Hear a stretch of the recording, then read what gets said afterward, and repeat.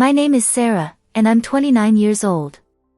I've always been the type of person who doesn't take life too seriously. I laugh at the little things, find humor in the chaos, and sometimes, I make jokes when I'm nervous or when I need to lighten the mood. It's just who I am. But even I can admit that there are moments when my sense of humor doesn't land quite as I expect it to. I've been married to Mark for 4 years. We met through a mutual friend, and things clicked instantly. He's steady, reliable, and a bit reserved. He's the kind of man who thinks things through before he speaks, always weighing every word carefully. I admired his calmness when we first started dating, his ability to think ahead, his careful planning. But over time, I began to notice that there was something missing. Mark has a twin brother, Luke, and I've always had a mixed relationship with him. Luke is everything Mark isn't, spontaneous, carefree, and always looking for the next adventure. While Mark is the type of guy who would stay home on a Friday night to read a book, Luke would be out somewhere, probably in another country, doing something he hadn't planned. They're the complete opposite of each other, and yet, they get along incredibly well. I've always been a little jealous of the bond they share. Don't get me wrong, I love Mark, and I respect their closeness, but sometimes I feel like I'm just the third wheel in their world. Luke always seemed to be there first, before me, before anyone. He's the one Mark would turn to for advice, and he's the one who could make him laugh when I couldn't. There were nights when I found myself sitting in the corner of the living room, listening to the two of them joke around, feeling like I was intruding on something I could never quite be a part of. It wasn't that Mark didn't try to make me feel included, it's just that I never quite felt that same sense of connection between us. Maybe that's why I started making jokes about Luke. It was my way of dealing with the fact that I wasn't Mark's first choice for everything. One night, as we were sitting down for dinner, the topic of the twins came up again. Mark was talking about how he had to pull some strings at work to get ahead, while Luke just coasted through life, never worrying about anything. Mark seemed proud of his work ethic, but I could sense the frustration in his voice. He was always trying to prove something to himself. That's when I said it, half joking, half serious, well, maybe I should have married your twin brother. He seems to have all the fun. I didn't think much of it at the time. It was just a joke, a silly comment to break the tension. But as soon as the words left my mouth, I saw Mark freeze. His expression shifted from casual to something unreadable. It was a look I hadn't seen before. For a moment, I thought he was just processing the comment. But then, he set his fork down, stood up, and left the room without saying a word.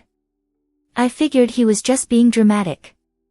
Mark had always been sensitive about certain things, and maybe he just wasn't in the mood for my humor that night. But as the evening wore on and he didn't come back, I started to wonder if I had gone too far. The silence that followed my comment lingered, thick and uncomfortable. At first, I tried to brush it off. Mark had always been the kind of person to retreat into himself when something bothered him, so I figured he just needed some space to process whatever was going on in his mind. It had been a long week, after all, and we both had been under a lot of stress lately. I told myself that he'd come around, that everything would be fine in the morning. But as the hours passed, my optimism started to fade. The apartment, which usually felt like our cozy little sanctuary, suddenly seemed cold and empty. The sound of the clock ticking on the wall became louder, more deafening. I sent Mark a couple of texts, nothing heavy, just casual ones, asking if he was okay and when he'd be back. No reply. I told myself not to worry. Maybe he was just out for a walk or clearing his head. But when I checked the time, it was almost midnight, and still no sign of him. That was unusual. Mark never stayed out late without letting me know where he was going. His phone was still in the apartment, and there was no message from him saying he was meeting Luke or going anywhere. I could feel the anxiety creeping in, knotting up in my stomach. I decided to go to bed, hoping he would come back, but sleep didn't come easily. My mind kept replaying the look on his face when I made the joke. I couldn't shake the feeling that I had said something wrong, something that cut deeper than I intended. Maybe it wasn't just the joke. Maybe it was a reflection of something that had been building up for a while, my own frustrations with our relationship and the unspoken tension between us. When I woke up the next morning, Mark still hadn't returned. The apartment felt even emptier than it had the night before. I began to wonder if he had decided to take some time away from me, and my chest tightened with a mixture of confusion and regret. I tried calling him, but it went straight to voicemail. I sent a message, apologizing, saying I was sorry for what I'd said, that it was just a joke, and that I didn't mean to hurt him. Still, no reply. I didn't know what to think anymore. I couldn't remember the last time we'd had a disagreement like this, something so simple, so trivial, that had turned into a full-blown silence. Hours passed, and still no word. I started calling people who might know where he was. His friends. His colleagues. But everyone seemed to be avoiding the topic, answering with vague responses or changing the subject. It was as though they knew something I didn't. Finally, in the late afternoon, I got a text from Luke. He said Mark had gone to their family cabin, a small place they used to go to when they wanted to get away from everything. Luke didn't say much more, just that I should come if I wanted to talk to him.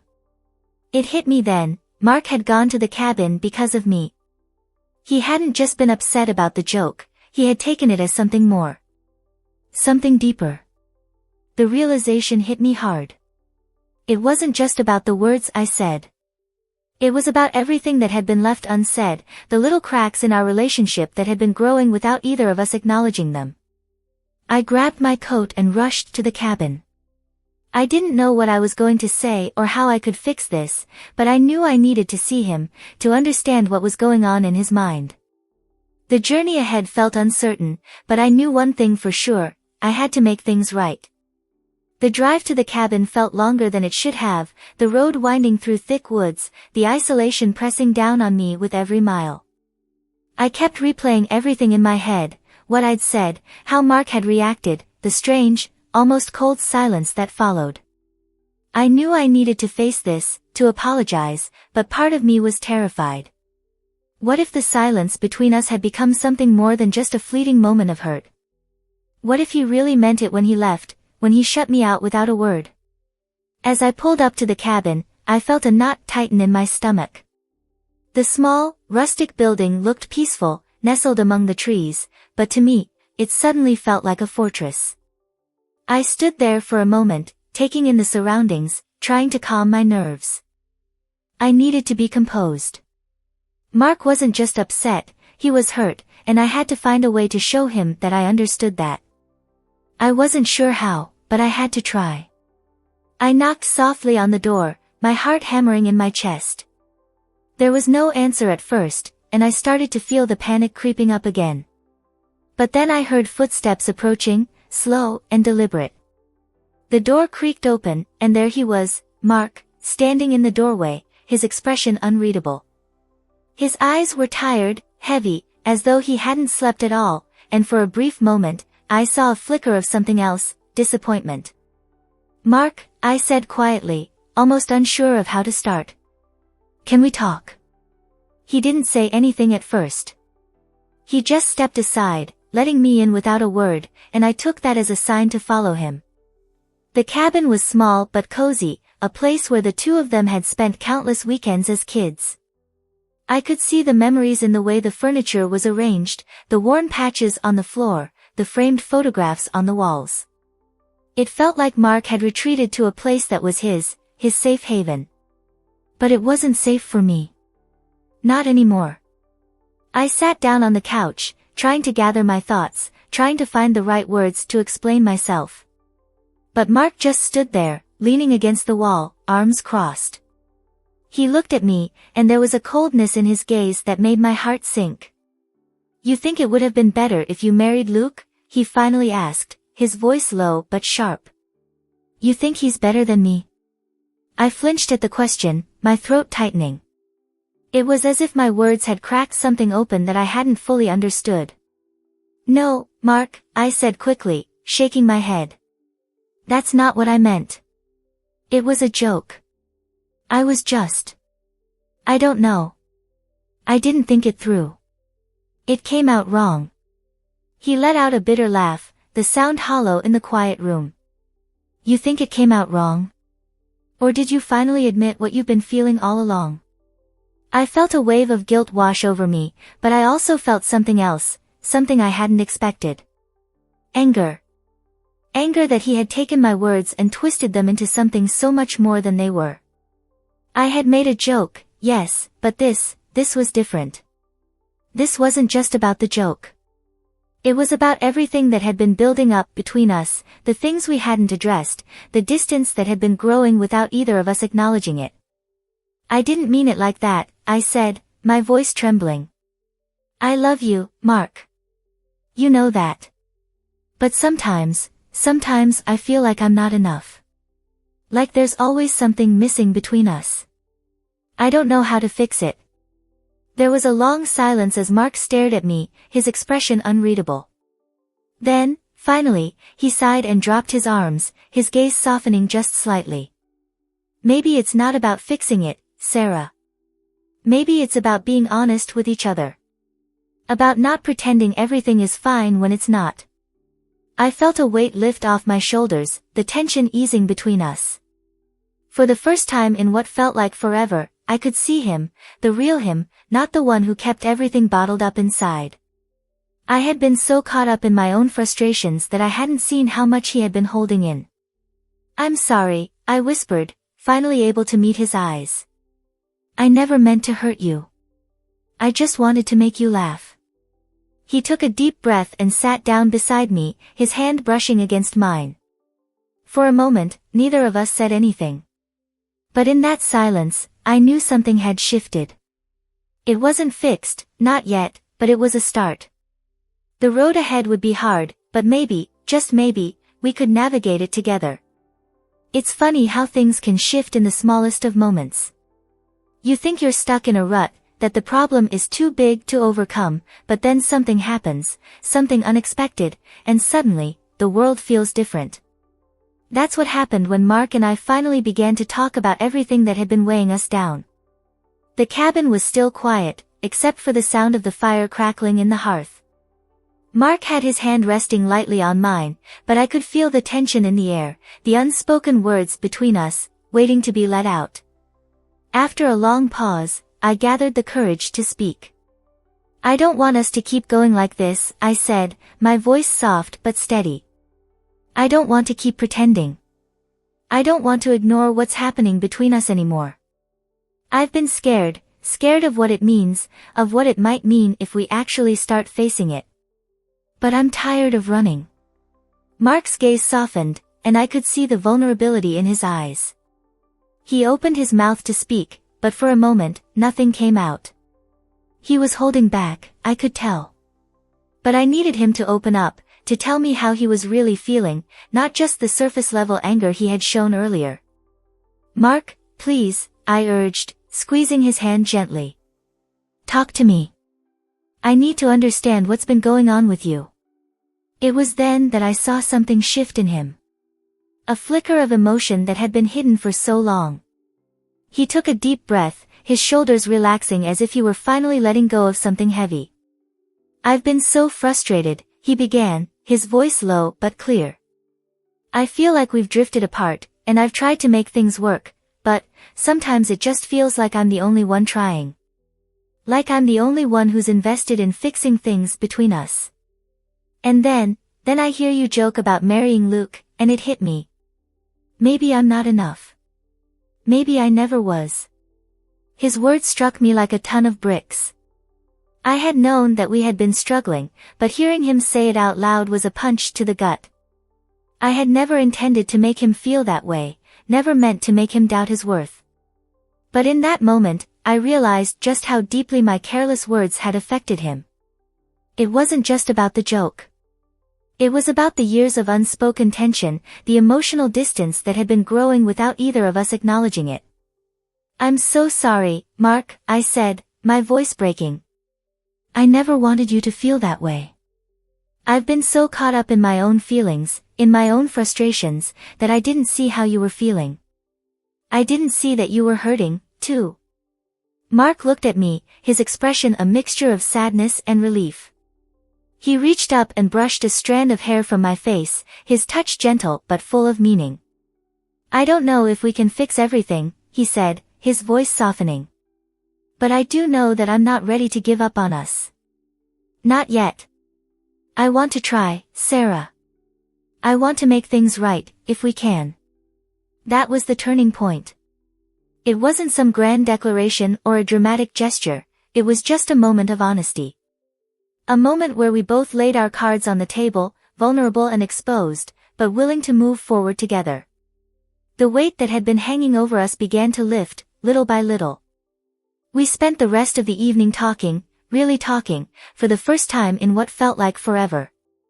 We talked about our fears, our frustrations, and the things we had been too afraid to admit to each other. It wasn't easy, and it wasn't perfect. But for the first time in a long time, it felt like we were on the same side. We didn't have all the answers, but that night, we made a promise to each other. We would no longer avoid the hard conversations, no longer allow the distance to grow between us. We would fight for each other, not because things were perfect, but because we believed in what we had together. And in that moment, I realized that sometimes, facing the truth is the hardest part. But it's also the most freeing. The next few weeks were a whirlwind of emotions, some good, some bad, but all necessary. Mark and I had made progress, and though it wasn't always easy, we were learning to communicate better. We'd started to rebuild the trust that had been damaged by years of unspoken thoughts and unmet expectations. But the real breakthrough came when we finally confronted the elephant in the room, the question that had lingered between us since that night at the cabin. Could we really fix what was broken? Or was it too far gone? The answer wasn't immediate. It took time, patience, and a willingness to face uncomfortable truths. Mark and I began going to therapy together, and while it was difficult at first, it gave us a structured space to explore our feelings. It allowed us to understand each other better, why he felt overlooked, why I had become distant, and how we could work together to heal. It wasn't a magic fix, but it was a step towards something better. It was at a particularly difficult session, a few weeks into therapy, when I truly understood how far we had come. We had just finished discussing an argument we'd had earlier in the week, one that had brought up old insecurities. I was feeling drained, overwhelmed by the emotions we had unearthed, when Mark took my hand in his voice shaky but sincere. "You were right, Sarah," he said, his eyes searching mine. "We've been avoiding the hard stuff for too long. I've been too afraid to face it, too afraid to lose what we have. But I'm not afraid anymore. I want to fix this, no matter how long it takes. I don't want to lose you." My heart swelled with emotion. I hadn't realized how much I needed to hear those words, how much I needed to hear him say that he wasn't giving up on us. For so long, I had been the one holding on to hope, the one trying to make things work, but now I saw that Mark was in this with me. He was choosing me. And that meant everything. "I don't want to lose you either," I whispered, my voice thick with emotion. "I've been scared, too. But I think we're finally ready to face the truth. And maybe, just maybe, we'll come out stronger for it." And so we did. Over the next few months, things gradually improved. It wasn't without its challenges. There were moments when the weight of our past mistakes felt too heavy to bear. But with each conversation, each small step forward, we began to rebuild what we had lost. Slowly but surely, the love that had once felt buried under layers of resentment began to resurface. One evening, as we sat on the porch of the cabin, watching the sun set behind the trees, Mark turned to me with a smile that I hadn't seen in a long time. It was a genuine smile, not forced or tinged with sadness, but one full of hope and warmth. "I don't know what the future holds," he said, his voice soft. "But I know that as long as we're together, we'll figure it out." I nodded, feeling a sense of peace settle in my chest. We had made it through the hardest part. The rest, I knew, would be a journey that would require work, understanding, and most of all, patience. But it would be worth it. We were worth it. Mark leaned over and kissed me softly, a kiss that was both tender and filled with promise. It was the kind of kiss that spoke of new beginnings, of a fresh start. And as I pulled away, I looked into his eyes and knew that everything was going to be okay. We had faced the truth, and while it had been painful, it had set us free.